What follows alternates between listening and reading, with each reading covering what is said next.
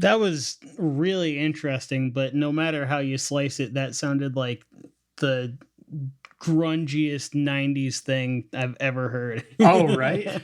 Yeah. So Helmet was a very, very early alternative metal band.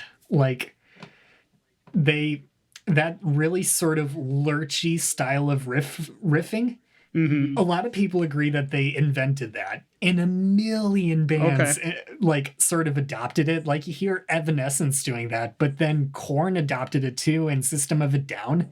Yeah, Helmet, and it's kind of sad because like they had these two really strong albums that were hits, and then they sort of faded into obscurity, and they absolutely didn't deserve it. I don't know, they're just an extremely powerful band. And I really love this album because it sort of combines this dark, aggressive sound with this really domestic sort of imagery. It's sort of like Blue Velvet, the movie. I don't know if you've ever heard of that, but yeah, I'm not familiar. so yeah, it takes place in like this idyllic suburban neighborhood, but like there's this whole underbelly of like a crime ring and just Mm, yeah. And I feel like it's sort of a similar effect. It's just jarring and haunting. And that's sort of the effect I get from yeah. this album. But I actually sort of I was inspired to check this album out after I was watching an episode of Beavis and Butthead. Nice. Yeah, they were doing their MTV review for the music video for Wilma's Rainbow, which is another song off this album, and it just immediately caught my ear because of that just powerful riffing and the really sort of brutal, unpolished vocal treatment.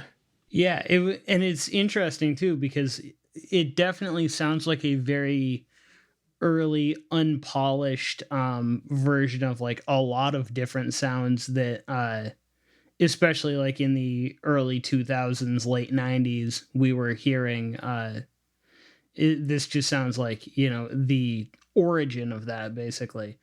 um which I think is really interesting. We were last week we were talking about Death and how they were you know, very influential to almost every modern metal band, whether they know it or not. Oh yeah. And you know, I feel like this almost sounds like it could be kind of the same way, where it, you know, even though it's relatively obscure, probably has influenced a lot of people. Yeah.